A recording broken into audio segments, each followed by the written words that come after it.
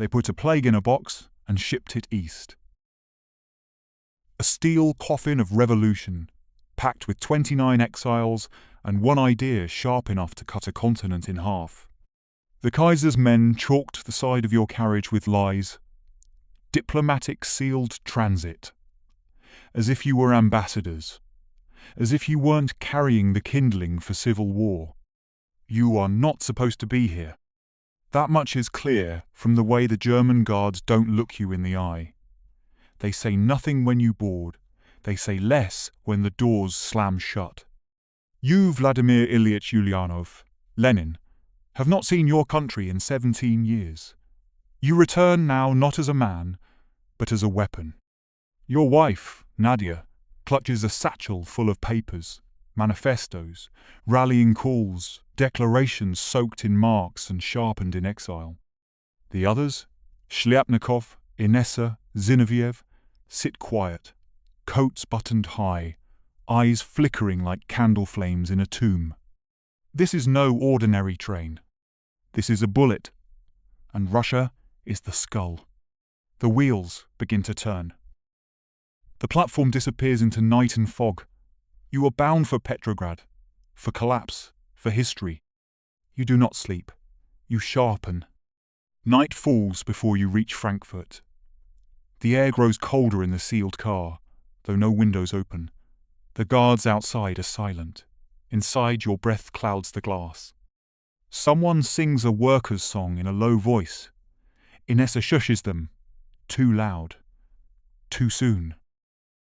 You scribble notes by the dull yellow light above your seat. Fragmentary slogans, sharpened phrases, bitter lines ready to be printed and passed hand to hand. Peace, land, bread. All power to the Soviets. Each phrase, a lit match.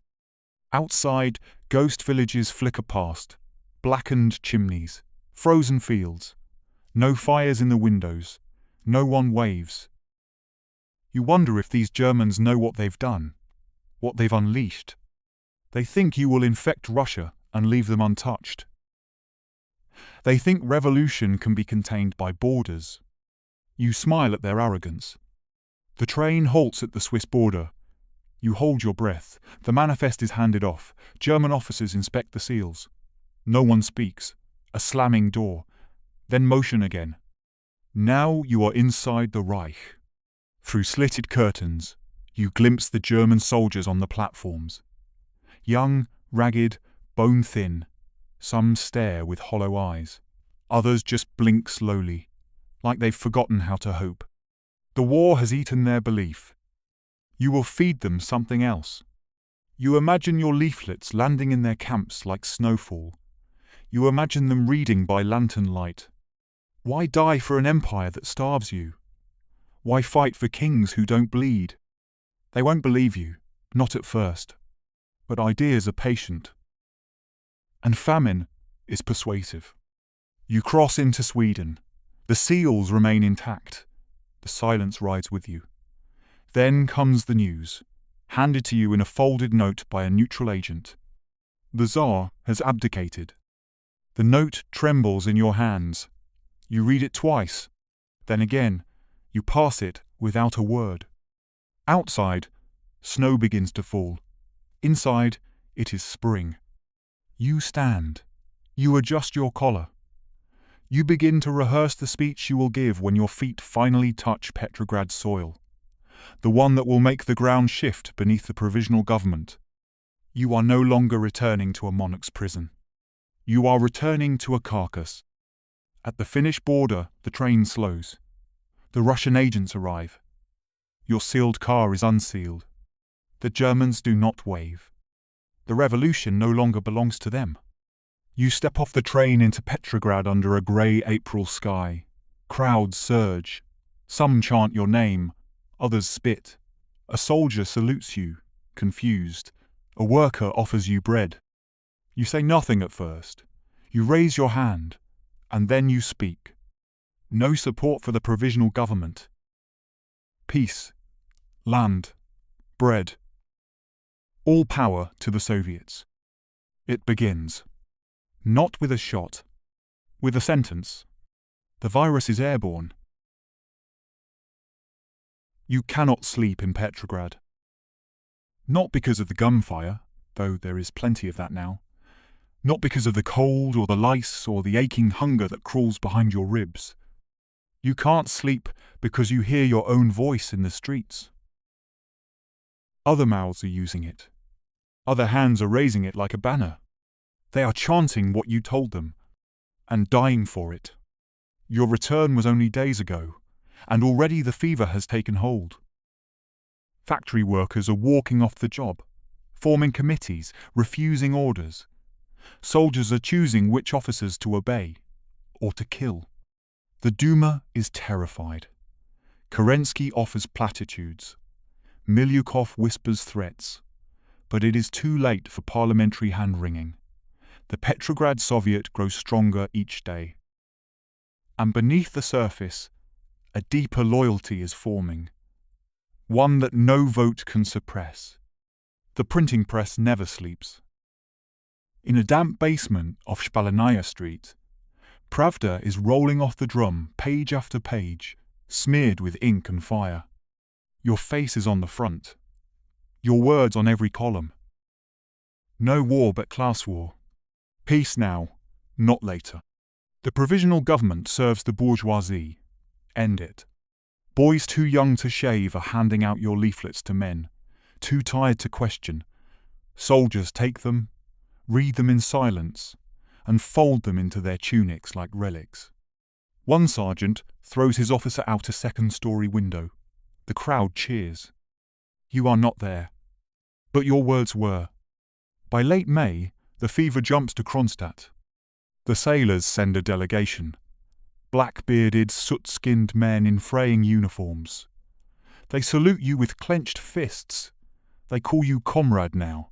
Not citizen, not leader, just comrade. You address them in the courtyard, beneath a sagging red banner. Your voice carries over the rooftops. You speak of Soviets without masters, of soldiers with land, of peasants with rifles. You speak of hunger. You speak of bread, and how to take it. You do not speak of consequences. Not yet. The German embassy is burning. You watch from a shuttered window as the crowd loots it, convinced correctly that you came back with their help. Some of your own supporters fling rocks. Others stab painted portraits of the Kaiser with bayonets. You do not intervene. You need their rage. Rage is oxygen. Still, you instruct your comrades to hide the German gold, to burn the papers, to erase the sealed train from memory. This revolution must feel pure, even if it is not. Then comes the telegram. From Berlin. Not to you, never directly, but decoded by agents loyal to the cause. German High Command reports Bolshevik propaganda has begun to spread among their Eastern Front troops. Leaflets trace to Petrograd. Morale severely compromised. Desertions increasing. You read it twice.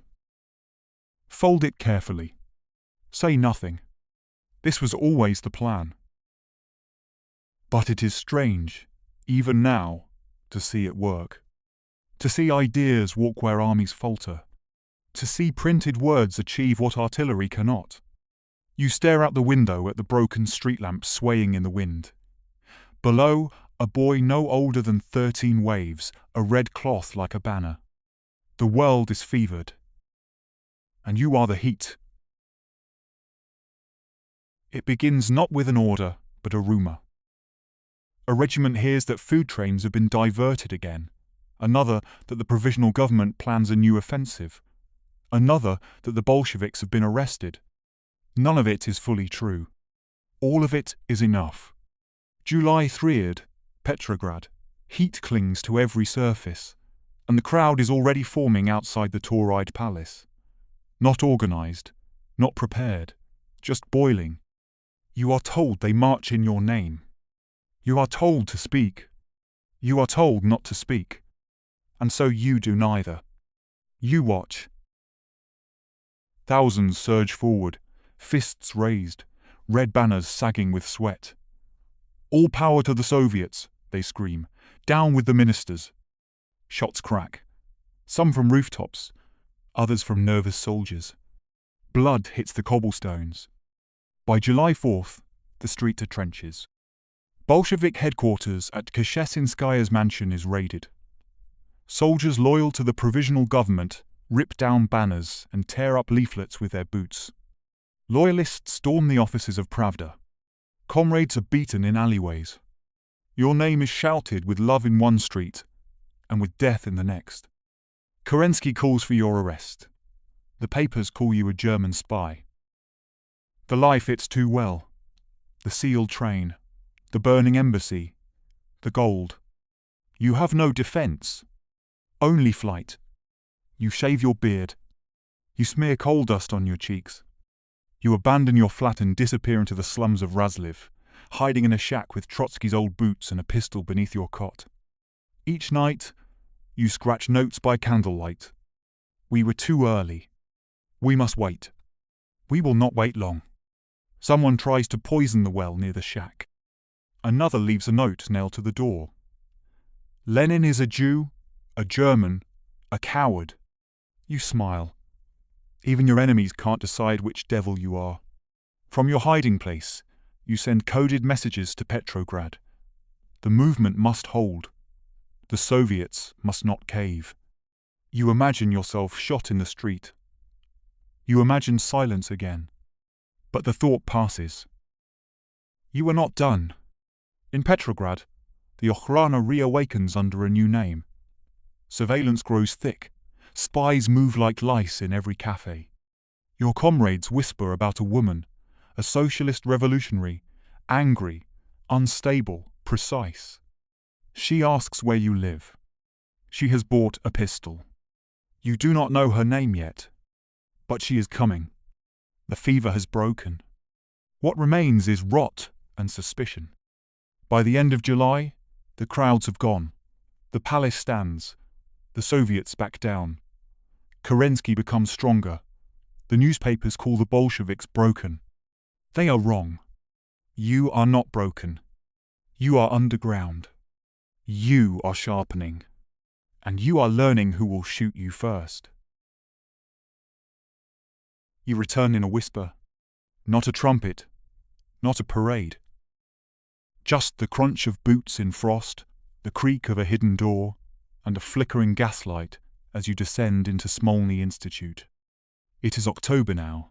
Petrograd is colder, quieter, and poised like a drowning man holding his last breath. Your beard has grown back, ragged. Your voice is hoarse from weeks of damp hiding, but the words still come. You speak to the Central Committee. You say, "It is time." Some shake their heads. Others clench their jaws. Zinoviev fears civil war. Kamenev warns of disaster. But your eyes burn with that terrible calm, the kind that spreads like infection. You do not debate. You declare. The plan forms like a skeleton. Seize the bridges. Occupy the telegraph stations. Surround the Winter Palace. No more slogans. No more waiting. This is not a revolution. This is a removal. October 24th. It begins with shadows. Red Guards drift through the streets, young, half-trained, armed with whatever they could scavenge or steal. They wear workers' coats over old Tsarist uniforms. They move like whispers, like rumours, like inevitability. The provisional government sleeps. And while it sleeps, you take its throat. The Peter and Paul Fortress, the State Bank, the rail lines, each falls with barely a shot. The old world does not even scream. You do not lead from a balcony. You lead from behind a locked door, with your coat still damp from hiding, dictating radio messages while Trotsky orchestrates the moves like a surgeon with a blade. October 25th. The Winter Palace is ringed with fire. Inside, Kerensky's ministers, a few junker cadets, nurses, shaking hands, empty shelves. Outside, a city watching with open eyes. They say the Aurora cruiser fired the first shot. They are wrong. The first shot was your leaflet. The second was your silence. The third comes now, when Red Guards breach the gates. You are not there. You are already writing history in another room. By morning, power has changed hands. Not through election. Not by divine right. Not with parliaments or prayers. But with hunger, steel, and speed. You announce it by telegram. The provisional government has been overthrown. All power belongs to the Soviets. Land to the peasants. Factories to the workers. Peace to the people. A new world has been declared. And you are already planning who must die to protect it. It does not end with the palace. It begins there. A state is easy to kill. But an empire must rot. You do not march on Berlin. You do not need to. You send papers. In the months after October, the press never sleeps. Leaflets churn by the millions, some written by hand, others inked on salvaged machines from shuttered factories. Each one is a splinter. A worker in Hamburg doesn't need a Tsar. A soldier in Bavaria bleeds for bankers. You are starving because you obey. Translated, smuggled, read aloud in trench bunkers, buried in crates of supplies, folded into the pages of false newspapers. The front is a whisper field. And the whisper is mutiny. The German Eastern Front begins to crack by December. Cossacks defect. Officers beg for reinforcements that never come. Soldiers with frost-bitten fingers read your words in the dark. They do not speak of Marx or Lenin. They speak only of stopping. In the forests of Latvia, a company of Germans throws down its rifles and walks west. No shots, no orders. One of them carries a leaflet in his coat. Your name is not on it, but your voice is. Back in Petrograd, you dictate terms. The Constituent Assembly meets briefly. You let them talk. Then you dissolve them with Red Guard rifles and call it democracy. You give the peasants land. You give the workers factories. You give the checker knives. Trotsky signs peace with Germany at Brest-Litovsk. You call it victory. Others call it betrayal. You do not care what they call it. You are no longer seeking justice. You are securing power. Berlin wobbles. Vienna wheezes. Budapest sings revolutionary songs in the streets. It is not just war that has spread. It is belief. A new kind of war. One where loyalty is suspect. One where the battlefield is the mind. By spring 1918, German High Command begins executing its own men for red influence. They find Bolshevik tracts sewn into coat linings, scribbled on dugout walls. Some were printed in Petrograd.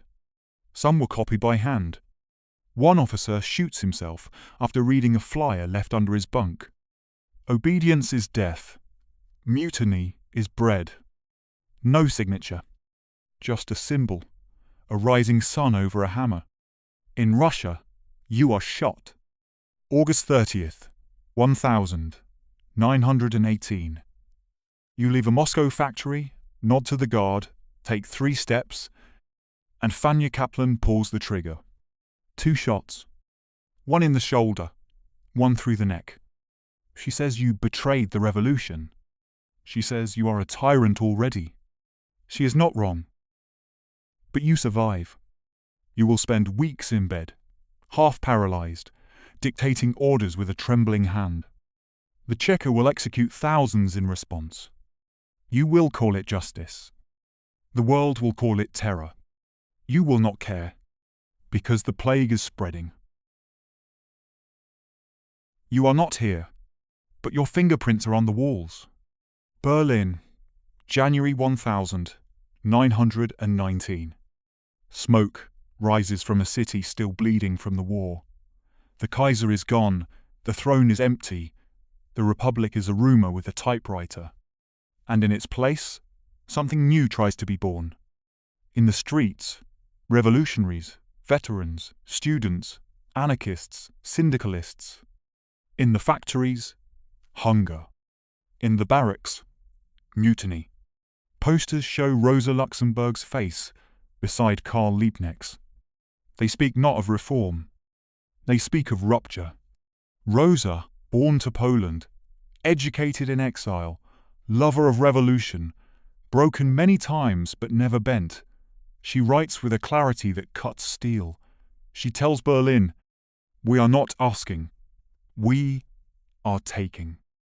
You have never met her, but you read her words in Die Rote Fahne and think, yes, she understands. January 5th. The Spartacists rise. Not an army. Not yet. But enough. They seize the newspaper buildings. They take the telegraph office. They flood the boulevards with red flags and open hands. There is no Lenin here. No Trotsky. Only the echo of what you did in Petrograd.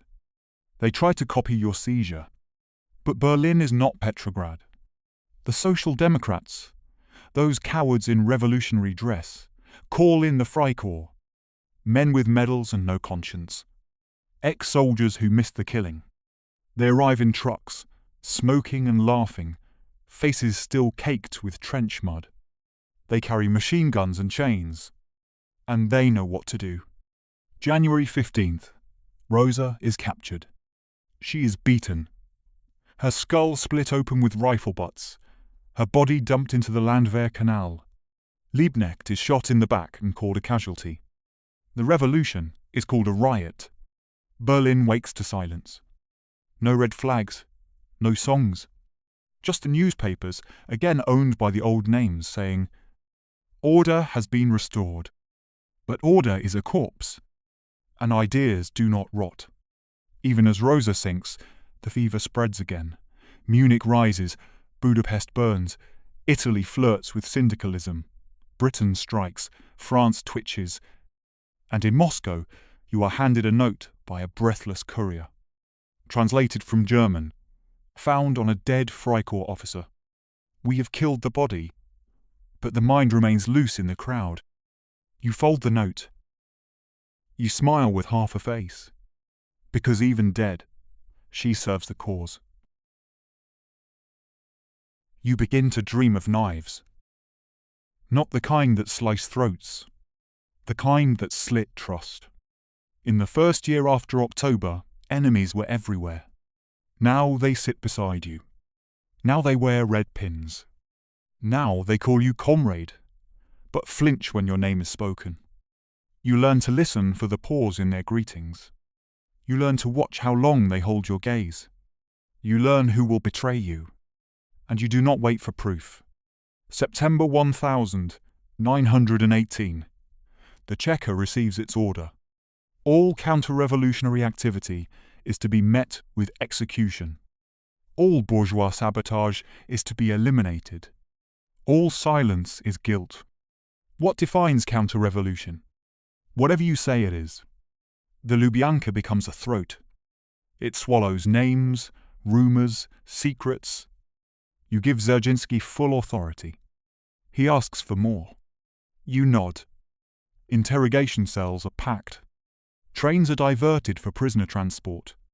A shoemaker is executed for hoarding laces. A priest for blessing a soldier who deserted. An editor for asking if bread rations can be questioned. Each death is a whisper sent through the streets. Obey or vanish.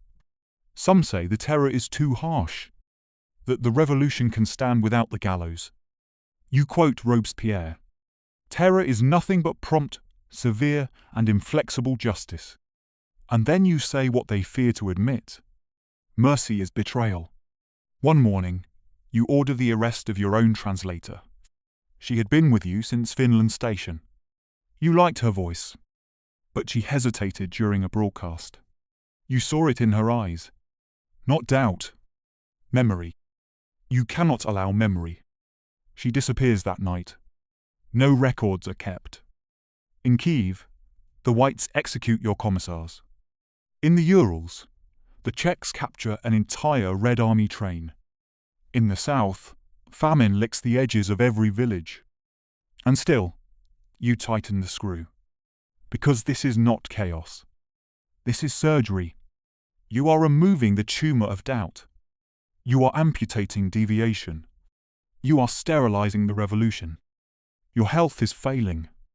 Your hands shake. You cannot sleep more than 2 hours. Doctors whisper of strokes. Nadia cries behind doors. You write faster. You dictate longer. You lash out at Trotsky. You threaten Bukharin. You trust no one. And they deserve it. Because you are dying. And they are circling. And only the revolution must live. Your mouth doesn't work. Not properly. The first stroke hits in May 1922. You wake on the floor of your office, one side of your face numb, the other burning. You try to speak, and hear only breath. The revolution listens. And for the first time, it does not stop. They say it is exhaustion. Stress. Poison, some whisper. Punishment, say the quietest ones. Nadia tends to you. She reads your mail aloud. She burns the cruelest ones before you can see them. But you know, the party has begun to move without you. Like a machine that keeps turning after the engineer's heart stops. You dictate with trembling hands. Your testament, they will call it later. Stalin is too rude. He has accumulated too much power. He should be removed from his post as General Secretary. Your pen scratches warnings onto paper. Not about capitalism, not the West, but about the wolves inside the house. Trotsky is brilliant, but proud. Zinoviev is vain. Bukharin is too soft. Stalin is dangerous. You write it all, and they will all ignore it. By the end of 1923, you cannot speak at all. Your face droops like a melting candle. You are moved from room to room like furniture. Outside, the red terror fades. Not from mercy, but from saturation. There are few left to silence. Factories churn. Banners fly. The cult begins. Not of the people. Of you. Your image. Your voice. Your frozen, flickering film reels projected onto smoke. January 21, 1924. You die in silence. The room smells of camphor and old paper. Nadia is there. So is the doctor. Stalin is not. He is already planning the funeral. Already choosing who stands closest to the coffin. Already deciding who vanishes next. They preserve your body. They build a mausoleum. They carve your name into marble like a commandment. Children are taught to whisper it like prayer. Farmers curse it in secret when the grain is taken. Soldiers shout it before charging into machine guns. You are no longer a man. You are a monument. And monuments cannot scream. He never spoke loudly. He didn't have to. Joseph Jugashvili, Stalin, the man of steel, sat quietly during meetings, taking notes while others shouted. You saw him once sneer during a Central Committee argument, then smile at the winner. You should have stopped him then. You tried. Your testament named him. Too rude, too brutal, too powerful already. But the testament was read behind closed doors, then folded, then shelved. By 1925, he holds the Secretariat like a garrote. He doesn't seize power, he accumulates it. File by file. Appointment by appointment. He builds loyalty not with speeches, but with favours. Promotion here. Ration boost there. A train ticket for your sick mother. A new coat for your niece. And in exchange, silence. Trotsky resists. Brilliant, articulate, worshipped by Red Army veterans. But he speaks too clearly, too globally, too often. Stalin whispers instead. He rewrites party minutes. He reshuffles alliances. He lets Trotsky tire himself out in debate, then cuts the floor from beneath him. By 1927, Trotsky is expelled. By 1929, exiled. By 1940, his skull is opened by an ice axe in Mexico City. You would not have approved, but your silence echoes louder now than your orders ever did. In your name, Stalin cleanses the party. Old Bolsheviks disappear. Zinoviev, Kamenev, Bukharin, each one dragged into a courtroom, accused of conspiracies too vast to believe. Each one confesses. Each one is shot. The Great Purge is not justice. It is maintenance. Every vanished comrade is an offering. To power, to fear, to you, because your image watches over every court. Your words are quoted before every bullet. And your silence, your death, makes it all holy. By the 1930s, the USSR is a furnace. The 5-year plans grind millions into dust. Collectivization seizes the land, starves the peasantry, and sends the ashes to Moscow. The kulaks are erased, their names stamped out like insects. Trains bring food one way, trains bring bodies the other. And all the while, your portrait hangs in every factory. Children salute you. Men toast to you. Women whisper to your statue when the lights go out. They do not know you anymore.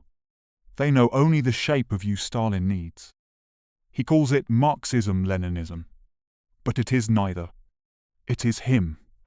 And in the end, your testament becomes a footnote. Buried. Redacted. Forgotten. The man you warned against now rules in your shadow. And the shadow is longer than the truth. They sealed a man in a metal box and hoped he would end a war. He ended a world. Lenin stepped off that train like a scalpel sliding from its sheath. And everything since has bled. The revolution was never supposed to survive. It was supposed to collapse under hunger, under intervention, under contradiction. But it didn't. It grew teeth. It ate its children. It swallowed a continent. By 1945, half of Europe spoke in Moscow's echo. By 1949, Mao Zedong stood in Tiananmen and declared a new People's Republic. He quoted Marx, but imitated Lenin. He built communes. He purged the party. He shipped millions into fields and starved them in your name. You never envisioned this, but you laid the track. In Cuba, they whisper revolution as if it is a gospel. In North Korea, the leader becomes a god. In Vietnam, they march under a red flag and call it justice. Each time, a local variant. Each time, the same patient zero. They all point back to Petrograd. They all trace the rails to that sealed train. In 1956, Khrushchev denounces Stalin. He calls him a tyrant. He lists the crimes. He blames the excess. But he does not burn your body. He does not seal the mausoleum. Because he still needs you. Because the revolution must always wear your mask. By 1989, the borders begin to rupture. Poland, Hungary, Czechoslovakia, the wall in Berlin. They fall not with explosions, but with laughter, with television, with genes, with truth. You are not blamed. You are not absolved. You are simply forgotten. In Moscow, your embalmed face is still visited, but fewer hands salute. Children no longer learn your speeches by heart. Fewer names are changed to Vladimir Ilyich. You are now a question, not an answer. And yet, in every protest chant, in every workers' march, in every shattered regime, there's a trace of your breath. Because ideas do not rot. They sleep. They wait. They ride trains across centuries. In a museum in Switzerland, a replica of the sealed train stands behind glass. Tourists take photos. They read the placard. They move on. None of them feel the shaking. None of them hear the whisper. None of them know that the world still rides its rails. Because revolution does not die. It loops. It forgets. It returns. Just like you did. If you were pulled into this story, subscribe for more. New immersive history episodes every week, written and voiced by AI. This is Dreaming Through History.